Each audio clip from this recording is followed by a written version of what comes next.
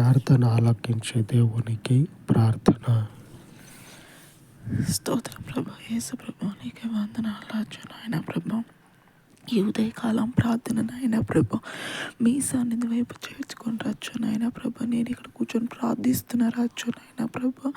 అయ్యా ఈ విశ్రాంతి దినం రోజు నాయన ప్రభా అనేక బిడ్డలను నాయన ప్రభా మీ సన్నిధి వైపు నడిపించాను రాజు నాయన ప్రభా. యేసు నామంలో నాయన ప్రభా మీ సన్నిధిలోనే ఉండాల రాజు నాయన ప్రభా.